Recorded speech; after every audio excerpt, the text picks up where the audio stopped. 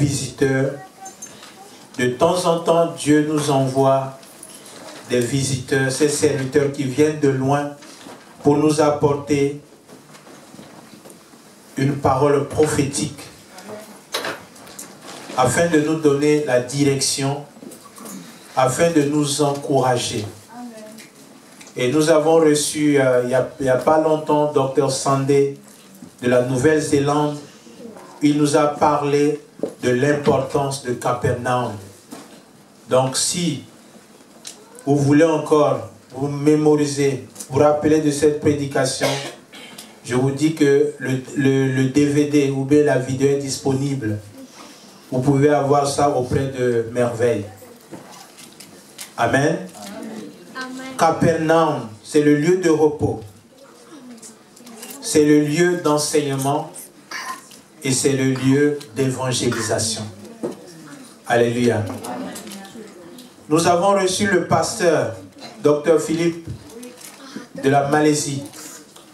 Il nous a parlé des 3 choses importantes en ce qui concerne la vie chrétienne. La prière, Dieu est celui qui répond à la prière. Quand nous prions de tout notre cœur, quand nous prions avec foi, Dieu nous répond.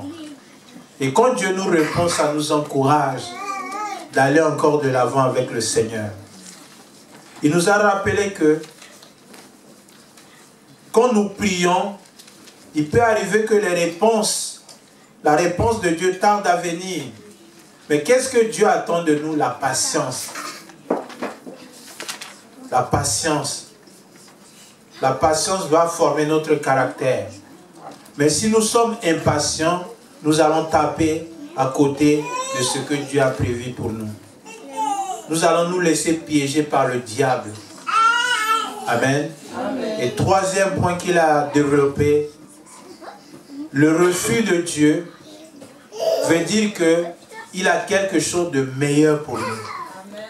Quand nous demandons quelque chose, Dieu nous refuse cela, nous n'avons pas de réponse, ne nous irritons pas contre Dieu. Ne nous fâchons pas. Ne quittons pas l'église.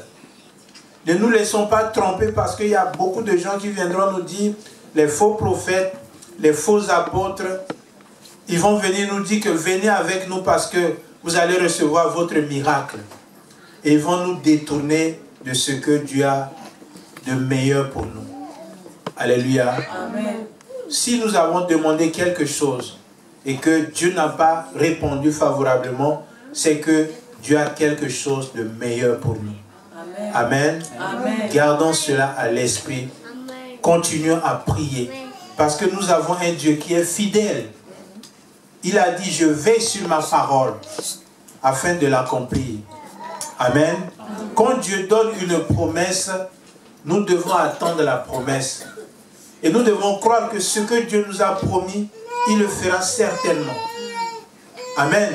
Mais il le fera en son temps. Il le fera en son temps. Souvent nous imaginons le scénario pour l'accomplissement de la promesse de Dieu. Non. Bien-aimés, les voies de Dieu sont insondables. Amen. Amen. Notre texte d'aujourd'hui nous parle de la bénédiction d'Abraham. Et nous allons continuer sur ce thème-là. Nous avons déjà parlé plusieurs semaines sur la bénédiction d'Abraham. Pourquoi c'est important?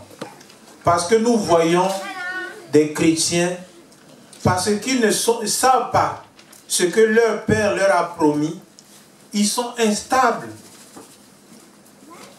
Amen. Amen. Nous voyons des chrétiens courir de gauche à droite pour chercher la bénédiction. On va leur dire, venez ici, vous allez recevoir votre bénédiction. On va leur dire, jeûnez 40 jours pour que vous recevez votre bénédiction. On va leur dire, sacrifiez ceci, donnez 1 million et vous allez avoir votre bénédiction. Donnez 2000 €, vous allez avoir votre bénédiction. Bien-aimés, en lisant les Écritures, nous voyons que c'est faux. C'est de la tromperie. Amen. Il faut que nous comprenions la bénédiction d'Abraham. Et beaucoup de chrétiens, ils ne reçoivent pas une réponse à leur prière, tout simplement parce qu'ils se sont mal positionnés. Amen. Nous avons fait, je vous ai présenté une image graphique ici. Deux monts, le mont Ebal et le mont Gérizim. Vous vous rappelez encore de cela? Vous vous rappelez encore de cela? Et nous avons démontré à la lumière de la parole de Dieu que le mont Ebal symbolise la malédiction. Le mont Gérizim symbolise la bénédiction. Et le peuple qui était dans la vallée, Dieu leur dit, positionnez-vous. Amen. Amen. Positionnez-vous. Si vous vous positionnez sur le mont Ebal, vous êtes dans la malédiction. Vous allez crier du matin au soir. Vous n'aurez pas la bénédiction. Parce que vous vous êtes mal positionné. Mais lorsque vous êtes sur le mont Gérizim, c'est là où je me trouve.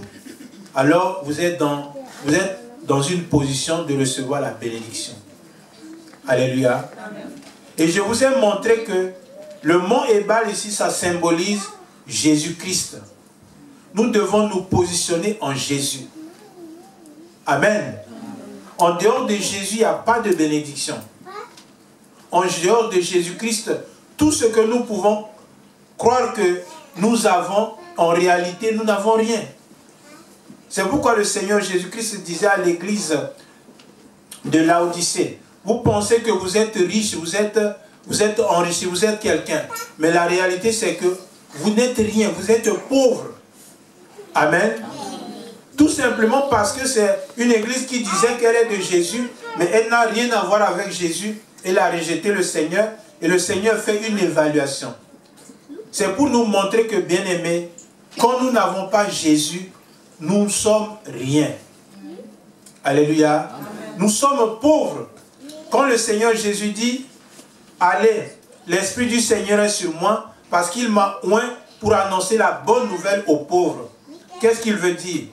Il veut dire qu'il va annoncer la bonne nouvelle à tous ceux qui n'ont pas la vie de Dieu en eux. Tous ceux qui n'ont pas Jésus-Christ.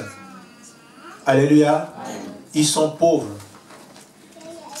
Je vous donne l'exemple pour illustrer. Vous savez la parabole de l'homme riche et Lazare. Cet homme sur la terre, il était riche. Quand on le voyait, on disait, mais c'est un homme terrible. Il a tout. Il a des serviteurs, il a des voitures, il a des maisons, il a des biens.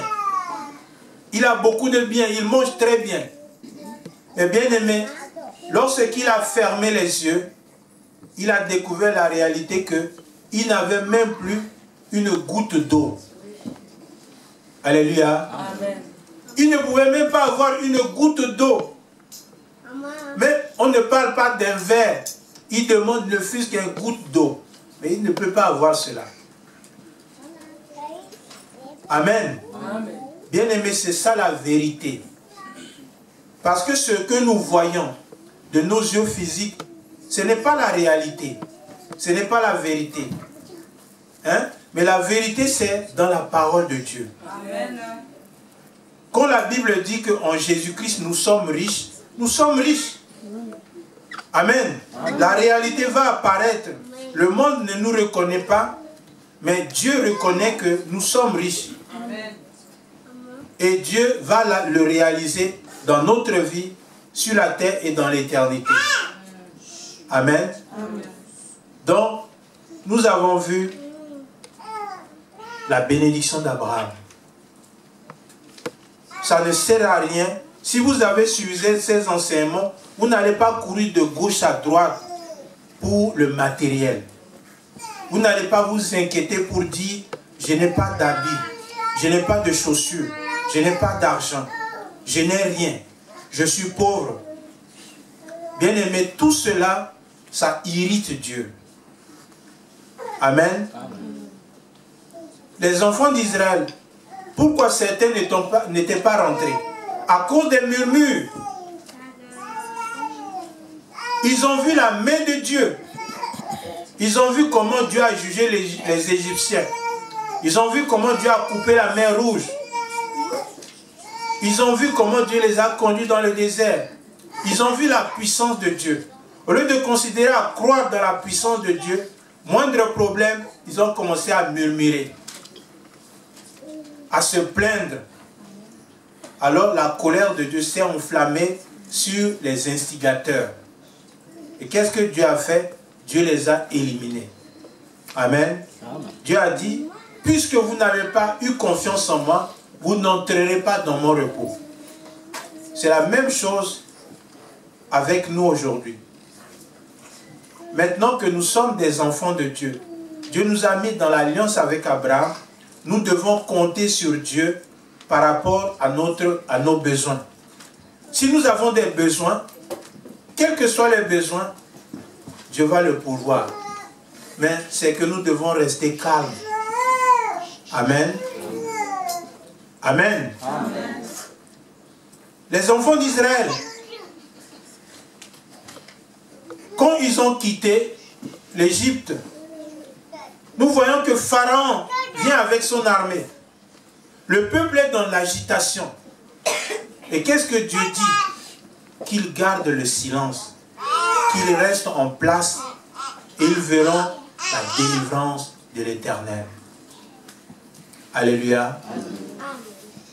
C'est la même chose, bien-aimés. Maintenant que nous sommes avec Dieu, nous marchons avec Dieu, il y aura des problèmes. Le diable, les hommes méchants, le diable va utiliser les hommes, les circonstances pour nous créer des troubles. Mais qu'est-ce que Dieu nous demande? Restons calmes. Restons en place. Regardons à Dieu. Et nous allons voir sa délivrance. Alléluia. Alléluia.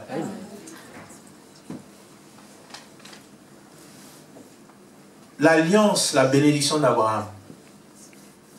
Qu'est-ce que Dieu a promis à Abraham? Dieu a fait une alliance avec Abraham. Et qu'est-ce que nous avons vu dans cette alliance? Dieu a promis qu'il va donner la vie éternelle à Abraham. Dieu a promis à Abraham la protection. Dieu a promis à Abraham la prospérité. Dieu a promis à Abraham la santé. Dieu a promis à Abraham une longue vie. Dieu a promis à Abraham la victoire sur ses ennemis. Amen.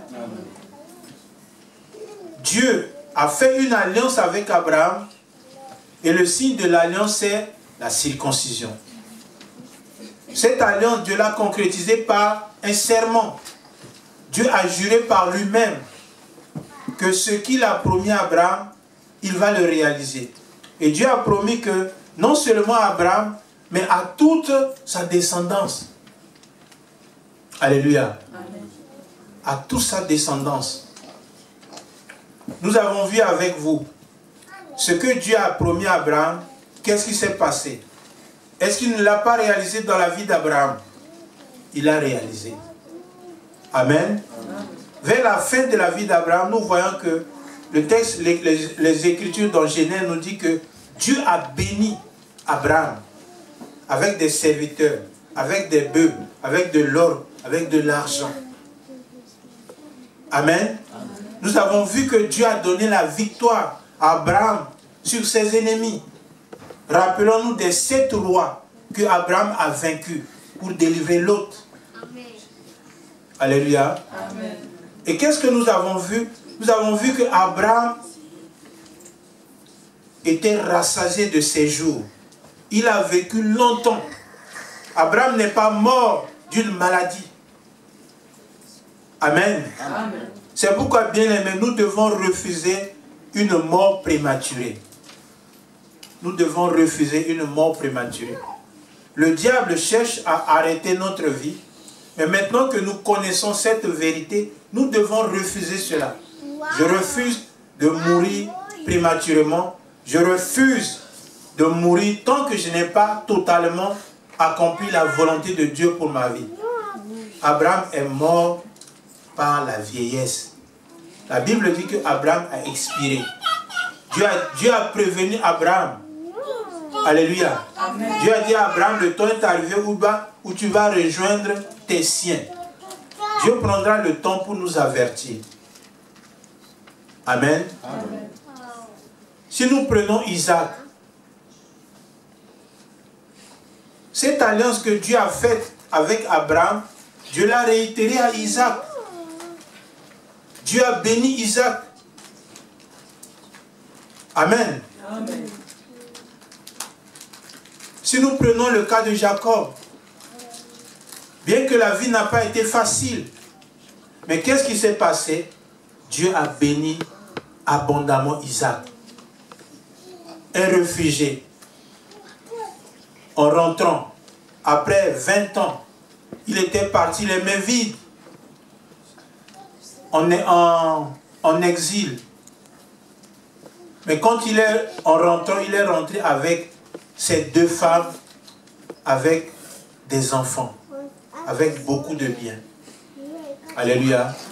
Bien-aimés, donc vous voyez que la bénédiction, ça n'a rien à voir avec le lieu. Ça n'a rien à voir avec les circonstances. Ce qui est important, c'est que la présence de Dieu soit avec toi. Les choses seront difficiles. Il y aura un combat. Mais si la présence de Dieu est avec toi, ce que Dieu a promis, il va le réaliser. Amen. Amen. Pourquoi je prends le Saint-Esprit prend le soin de nous réitérer cela? Parce qu'aujourd'hui, les chrétiens, comme ils n'ont pas la connaissance de la parole de Dieu, ils sont dans l'insécurité. Ils sont dans les inquiétudes. Ils se posent la question, mais qu'est-ce que je vais devenir?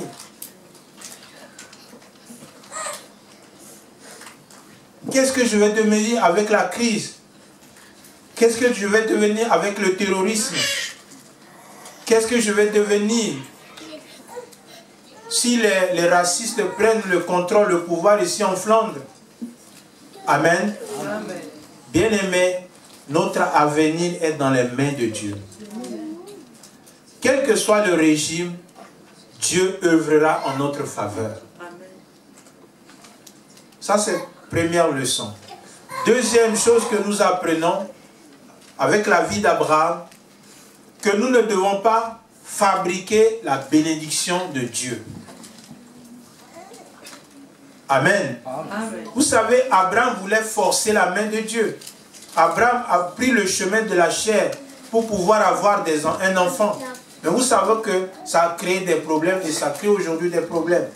Donc, toute bénédiction que nous allons chercher à avoir, qui sont contraires à la parole de Dieu, bien aimé, c'est Ismaël.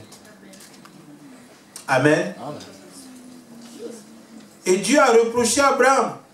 Dieu a dit à Abraham, quand Abraham a commencé à faire des zigzags, aller en Égypte, il va dire, Sarah est ma fille, ma soeur. Et les Égyptiens prennent la femme. Dieu reproche à Abraham, dit, Abraham, maintenant que tu es avec moi, tu es dans une alliance avec moi, marche devant moi et sois intègre. Alléluia. Amen. Nous devons marcher dans l'intégrité. Nous ne devons pas forcer la bénédiction de Dieu. Amen. Dieu nous donnera les idées. Dieu nous donnera l'inspiration. Dieu lui-même nous donnera les opportunités pour gagner de l'argent. Nous voyons aujourd'hui, même dans l'église, des chrétiens qui vendent de la drogue. Des chrétiens qui font des faux chèques, qui volent des chèques, qui font de la magouille. Et ils disent que Dieu les a bénis. Bien aimé, ce n'est pas la bénédiction de Dieu. La bénédiction de Dieu vient proprement. La bénédiction de Dieu ne vient pas par la tricherie. En allant extorquer des gens. La bénédiction de Dieu, tu fais quelque chose, Dieu bénit, tu as de l'argent. C'est propre, c'est clair, c'est traçable. Amen. Amen. Jacob n'a pas volé Laban. Est-ce que vous êtes avec moi? Amen. On n'a pas dit que Jacob a volé les brebis de Laban, non. Ils ont fait un contrat, Laban a accepté. Et qu'est-ce qui s'est passé? Dans